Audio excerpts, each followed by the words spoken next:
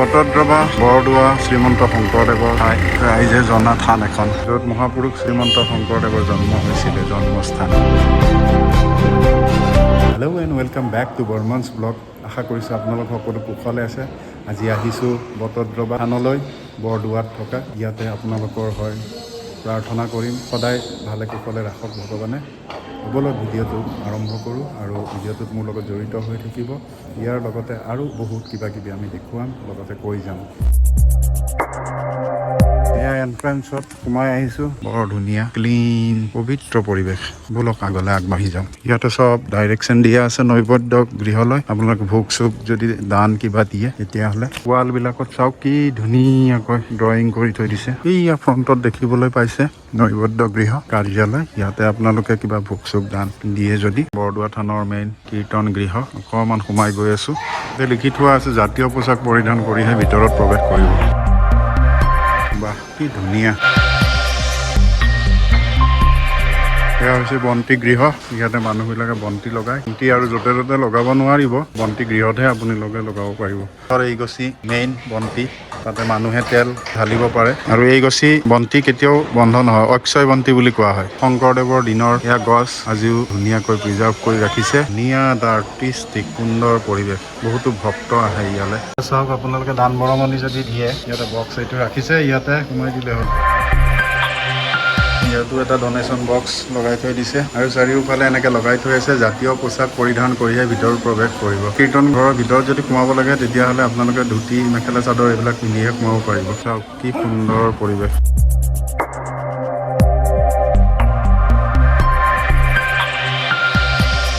পৰিৱেশ পৰ্যাবৰণক বহুত প্ৰাধান্য দিয়া হৈছে ইয়াতে। সেই 500-600 বছৰ পুৰণি এই গছবিলাক সংৰক্ষণ কৰি ৰাখিছে। চাওক, ইয়াতে আহিলে একদম ফ্ৰেছ অক্সিজেনৰ কোনো অভাৱ নাই। তেওঁলোকে নিয়মীয়া বৰঙণিও প্ৰদান কৰিব পাৰে। 3মহীয়া হ'লে 2000 টকা, 6মহীয়া হ'লে 4000, বছৰেকীয়া হ'লে 5000 টকাৰ বৰঙণি আপোনালোকে আগবঢ়াব পাৰে, ৰেগুলাৰলি যদি কৰিব বিচাৰে। ব'লক তেতিয়াহ'লে লগ আগলৈ যাওঁ। এইটো চাওক, বৰদোৱাৰ বটদ্ৰৱা থানৰ মেইন প্ৰৱেশদ্বাৰ। এইফালে সোমাই যাব লাগিব। আগত গৈ পেলাই মেইন কীৰ্তন গৃহত পোৱা যাব। হাজাৰ হাজাৰ মানুহ বহি একেলগে ইয়াতে কীৰ্তন কৰিব পাৰে। চাওক, এই সিংহ দুটা, এইটো মেইন কীৰ্তন ঘৰলৈ সোমাবলৈ হ'লে সন্মুখতে গেটতে এইকেইটা লগাই থৈ দিছে সিংহ।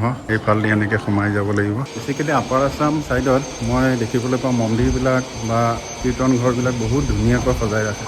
আৰু সন্মুখত বেছিকেলি এনেকুৱা সিংহ, মানে আগৰ দেৱ দেৱতাৰ যি বাহন আছিলে সেই বাহনবিলাকক বৰ ধুনীয়াকৈ সজায়। কনষ্ট্ৰাকশ্যন ডেভেলপমেণ্টৰ কাম হৈ আছে। ইয়াত দেখিছে ভক্ত নিবাস বনাব ইয়াতে, মোৰ এটা ধাৰণা। মিউজিয়াম সংগ্ৰহালয় আছে, চাব পাৰিনে নাই? কনষ্ট্ৰাকশ্যনৰ কাম চলি আছে, দেখিবলৈ পাওঁনে নাই?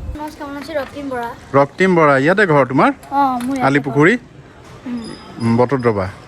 হেৰি, এই যে কনষ্ট্ৰাকশ্যনৰ কামবিলাক হৈছে এইবিলাক কি? ইয়াত আপোনাৰ মেলা চেলা মানুহ আহিলে থাকিব পাৰিব। মানুহ কিন্তু এটা সুবিধা হয় ন, হিমন্তই দিছে। বা, হিমন্ত কোন হয়? হিমন্ত মামাই হয়। মামা হয় হিমন্ত বিশ্ব শৰ্মা, আমাৰ মাননীয় মুখ্যমন্ত্ৰী অসমৰ। হেৰি, কি হৈছে ইয়াৰ ওপৰৰ ফালে? কি ক'লা তুমি? ওপৰফালে কৰ্মচাৰী থাকিব পাৰিব। ইয়াৰে যিবিলাক কৰ্মচাৰী থাকিব তেওঁলোকে ওপৰত থাকিব, আৰু তলত মানুহখিনি থাকিব, মানে যিবিলাক ভক্ত আহে বাহিৰৰ পৰা তেওঁলোকে। এনেকুৱা কিমানটা বিল্ডিং বনাইছে? আপোনাৰ 3 তালাকে আছে।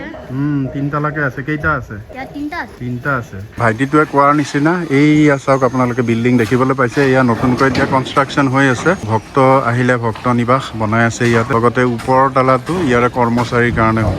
গৈ আছোঁ গংগা পুখুৰীলৈ। এইয়া চাওক, ৰাম, খালী ভৰিৰে আহিছোঁ। ভৰিত একদম বিন্ধিছে শিলবিলাকে।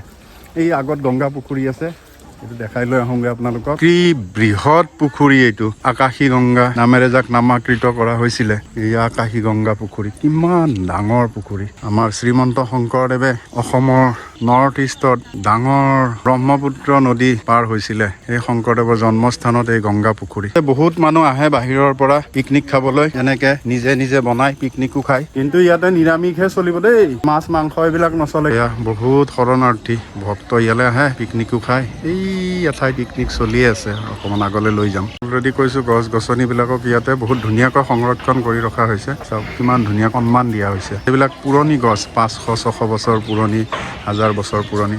এয়া হাতী আৰু সিংহৰ মিলন চাওক, কপাৰ মেটেলত লগত কাছ, কি সুন্দৰকৈ ইয়াতে বনাই থৈ দিছে। ভগৱানৰে এইটো এটা ৰূপ। চাওক, নামঘোষা, ভগৱানৰ বাণী, লগতে সেই সময়ৰ যিবিলাক লীলা আছিলে ভগৱানৰ, সেই সকলোবিলাক ইয়াতে অংকিত কৰি ৰখা হৈছে। গেটখন খুলি পেলাই সংগ্ৰহালয়লৈ সোমাই যাব লাগিব। ইমান ধুনীয়াকৈ ডেভেলপ কৰি থকা হৈছে, বহুত বঢ়িয়া দেই। বা কি পৰিৱেশ, কি আৰ্টিষ্টিক। ৰাতি হলে বৰ ধুনীয়া লাগিব ইয়াতে লাইট চাইট জ্বলোৱাৰ পিছত। ইয়াতে আহি অকণ সময় আপোনালোকে বহিবও পাৰিব, খোৱা যোগাৰ লৈ আহিলে।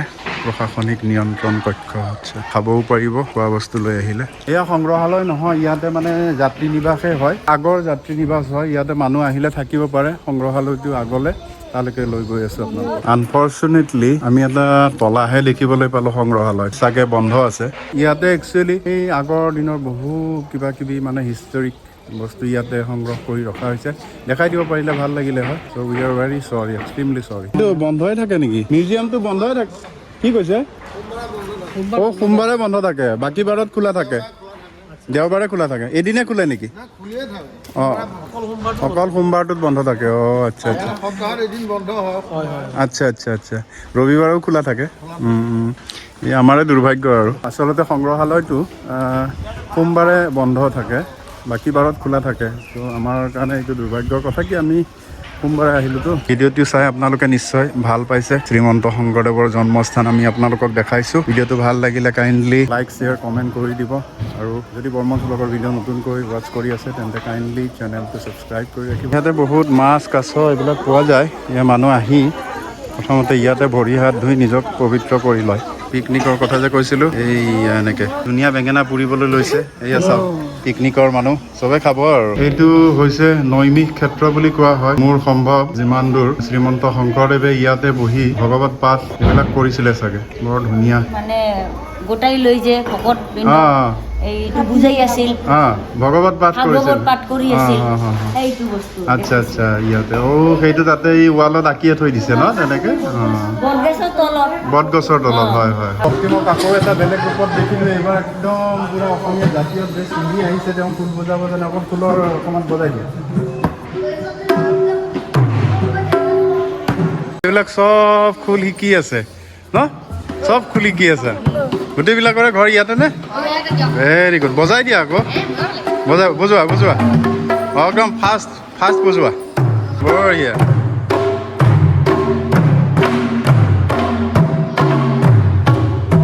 মজা, ধুনীয়া।